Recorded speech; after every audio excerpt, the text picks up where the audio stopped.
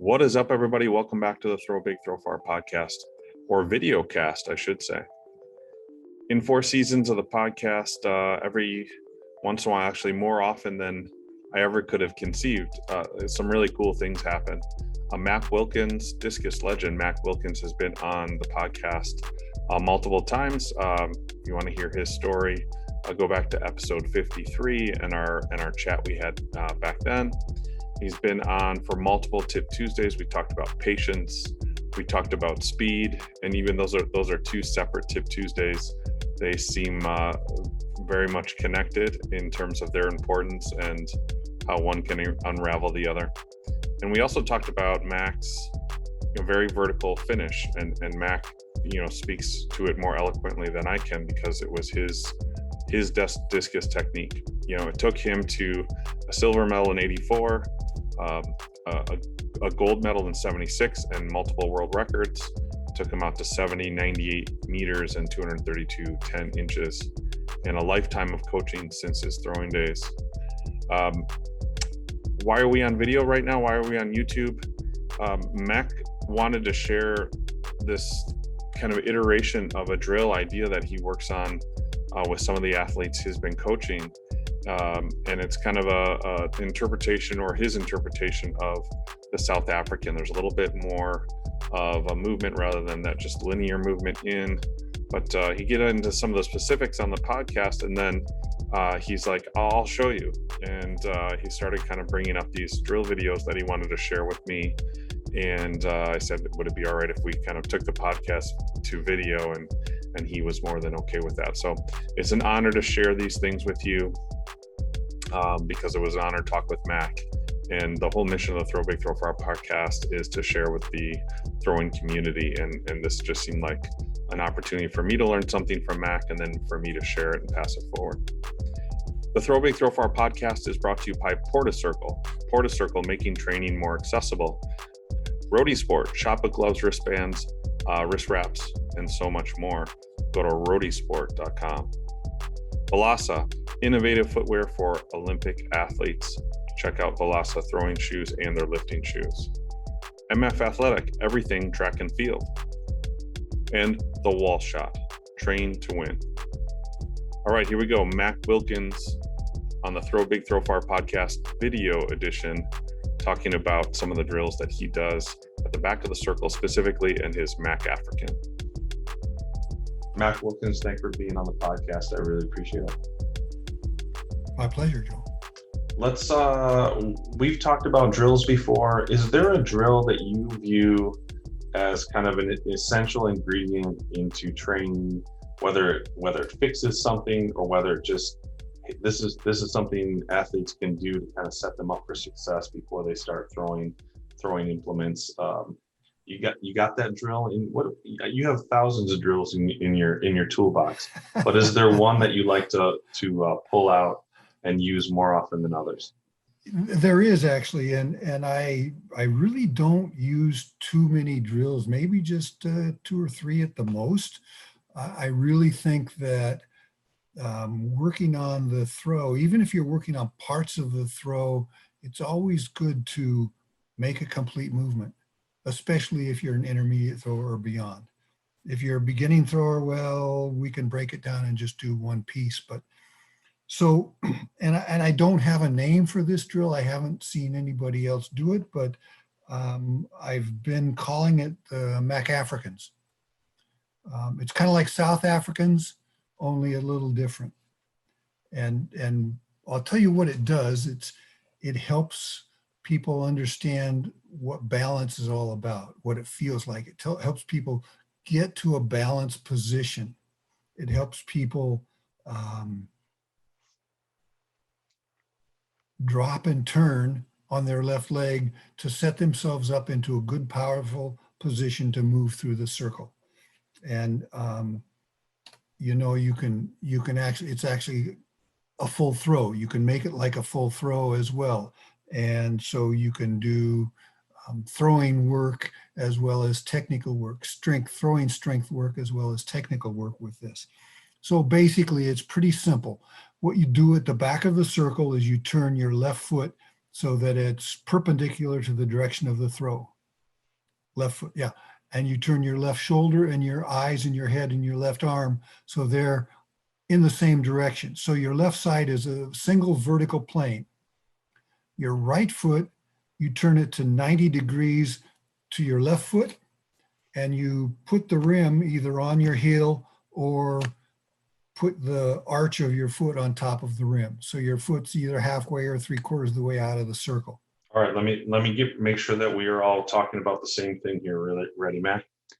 I've got my left foot, arm, and head pointed at 9 o'clock, if you will, on a clock. Yes, yes. Okay. I've taken my right foot and moved it out of the ring on top of the rim, so my heel is on the rim. Yeah. But it's still pointing at the back of the circle. Yeah, it's perpendicular to the left side. Got it. And so it's pointed at 12 o'clock still. Yes. And we're throwing towards 6 o'clock, everybody. Correct. Okay, bring it, go. Okay, good. So basically this is the balance position. If you can look in the mirror or see what this position looks like on any reasonable video, you've got your left armpit over the ball of your left foot. And that's where you want to be when you're at 9 o'clock. Basically, when your left side is at 9 o'clock, it should be a vertical plane and your armpits over your toes. Now, the trick is when you're in this position, if your right foot is flat on the ground, you're not on balance. You've got to be in this position with your right heel up in the air. You've got to be on the inside of the big toe of the right foot. In other words, it's about to come off the ground because all your weight's on the left foot. A little potential energy there because you're about to make this move. Right. It's a result of, you're frozen in one point in time, but if you're not frozen, it will be coming up right there. If your right foot is flat on the ground and your right leg is straight, you're not doing it right. Your weight's too far back. Yeah. Anytime your right foot's on the ground, you've got weight on the right foot, and that's not what we want to do. We want to have the weight on the left foot. So what we're going to do is balance point is home base. So we're going to back away from it, wind up a little bit, and then make sure we can get back to it. Then wind up a little bit and get back to it. Make sure we know how to get exactly onto balance every single time. And okay, we're cheating a bit with the turning to the left with the left side and having the right foot out of the circle, but that position makes it easy to cheat and easy to find the balance position and restricts the windup, but it lets you get back to it every time.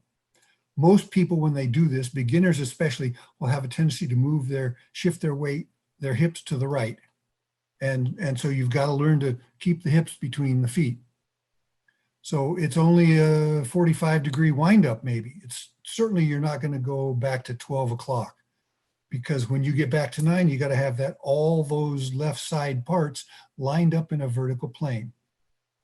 Okay, that's kind of the first point. The next point is when you get to this 9 o'clock position, as a result of the windup you're doing, your left knee is going to knock in a bit and your left foot will roll up onto the inside of the ball of the left foot. And you've got to have that point because as you're unwinding from the full windup over to back to this 9 o'clock position, you're unwinding on the inside of the ball of the left foot. Because when you get to 9, your knee will drop, your left knee will drop, your weight will drop. And one of the key things to make this drill work is loading the weight on the left foot. And then you just drop and turn and you'll step to the middle of the circle, you'll be on balance. And what's really interesting is because you're on the inside of the ball of the foot and the foot comes down, the weight comes down at 9 o'clock, and then the knee drops as the weight continues to drop. When the knee drops, the left heel, even though it's been flat on the ground, the whole left foot's been flat on the ground, probably. As the knee drops, the heel's going to come up and the foot turns, and you're not going to foul with your left foot. The heel will be clearly above the rim. And so this drill is going to help you find balance. This drill is going to help you learn how to drop your weight down to a good starting position. This is like put you in on your mark, get set, go. And you're going to get in a good go position. And it does all those things. Now, it might screw you up a little bit in the direction that you move through the circle because you've shifted to the left a little bit in your rotation at the windup because the left side is open and the right side is closed and out of the circle. But that's a minor detail. It's got oh, what was I going to say? Do you run variations of that? So just that little start and come back and start and come back. Do you stop at points, or then do you make that whole movement all the way to power position as a drill? No, there's a mid step in there that sometimes we do what's called the left down, right up dance or drill. And that helps feel the weight come down on the left foot. And I put your left foot down flat, let the heel slap down on the ground at 9 o'clock. So the left heel goes down, and because your weight's coming down and you're on balance and you're unwinding only 45 degrees, the right foot's gonna maybe come up a little bit, and maybe it'll start to drag the toe and bring the right foot around as you make a little more turn and a little more turn. Now, you don't want to wear your shoe out, but to see that reaction with the right foot means that you're doing it correctly. But you've got to feel the weight come down and load the left foot. That's really important when you do this drill. Now, what happens is, what's interesting is you do this. I've done this many times wearing running shoes on a rubber surface with huge amounts of friction. But because I'm on the inside of the ball of my left foot and my heel is just kissing the ground for just a second, and my knee goes down, lifting the heel, putting me on a smaller pivot point, and I'm on balance so that I'm not turning on the outside of the left foot, turning on the flat part. It can work. It can work very nicely. So I know this is much better done with a video, but go find one of my videos to see this. This is a drill for advanced and beginning throwers. Love it. Look at you in a mask and working in a mask with 1/4 of a ring on the ground. I like it. Yeah. Hey, So that way I can throw any way the wind is blowing. Have ring will travel. Yeah, in my patio I can throw in any direction, any wind. I love it. So here's the right foot halfway out. Mm-hmm. Here's the left foot. Where did it go? Left foot wind up, a little bit of a wind up. Try and be on the inside. It doesn't show that much. And then right there, and there's the right foot being dragged. What I want to say is that there's a certain unity to the left side that will bring the right leg around with it.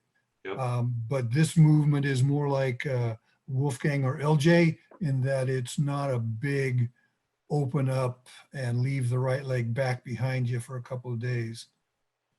Because what this also does is, coming down at 9 o'clock, is you'll see a lot of kids when they come over here, they'll come up on the left foot, face the target, and then drop down, and then come up in the middle, and they're kind of a. There it is. Look at you. You still got moves. Let me show you a couple of quick more, just so you can. Here I am in running shoes indoors, and you'll just watch the left foot turn, because I'm on the inside and then go flat, but the heel comes up.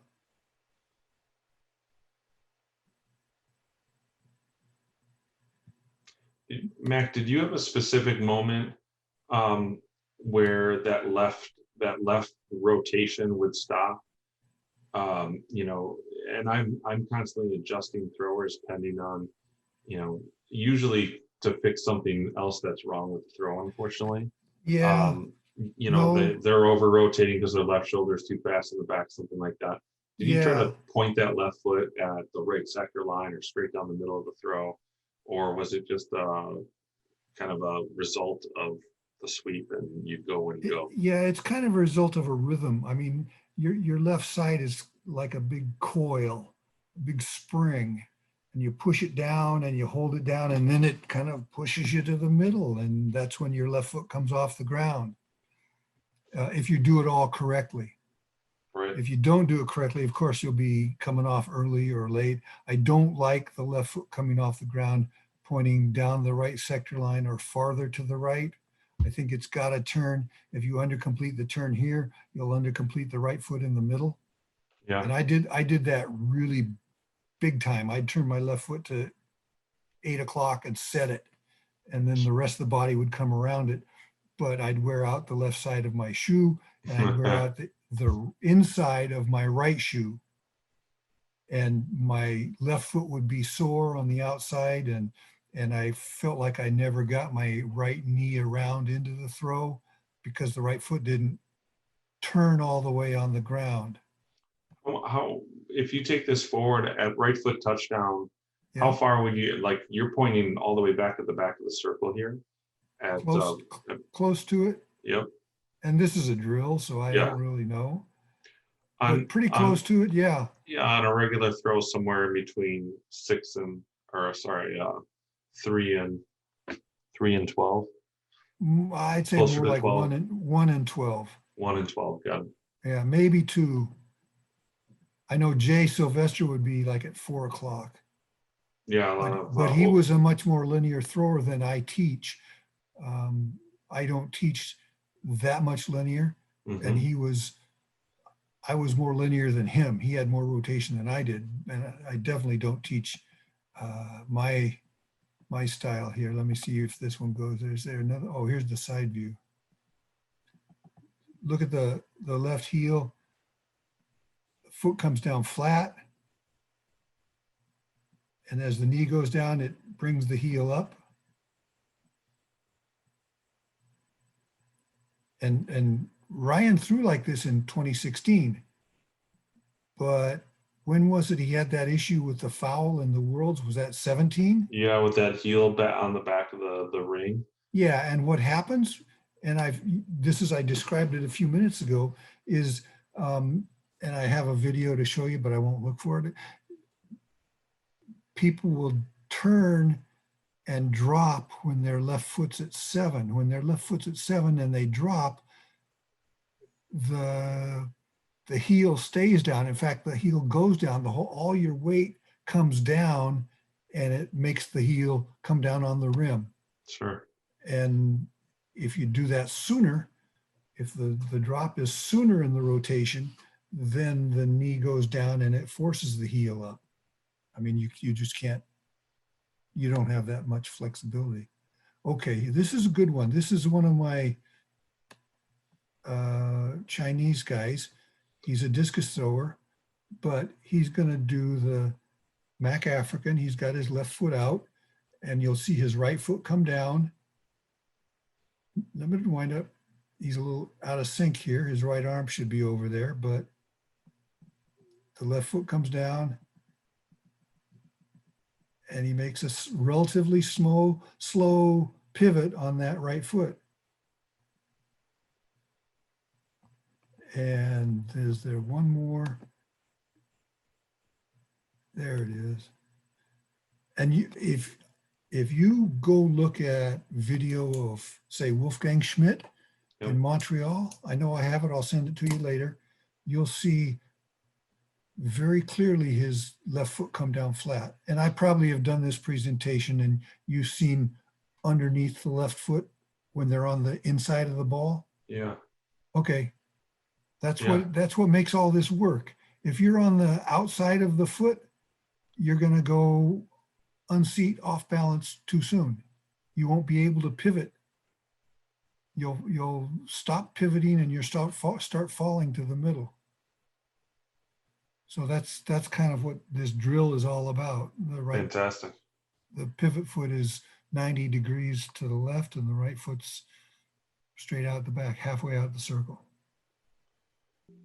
So now you know. I know, Mac. That's fantastic stuff. I love it. That's my story. Okay. Thanks so much for talking us through it. And a lot of times, there's 1,000 drills on YouTube. but there's not always an explanation, and there's not always an explanation from Mac Wilkins. So Mac, thank you so much. Thanks, Joe. Thank you so much to Mac for being on the show, and thank you for all of you for listening, or watching, I should say. Check out the sponsors of the show, support them, they support us. And if you're just getting to the Throw Big, Throw Far podcast on YouTube for the first time, go to your podcasts wherever you listen to them, Spotify, Apple Podcasts, Google, anywhere you can find podcasts, go to the Throw Big, Throw Far podcast. There's over 120 episodes out there, and from the best coaches, the best throwers in the entire world, some great insights on throwing, tips, and more drills like this. Thanks so much, everybody. Keep training, train safely, and throw big, throw far.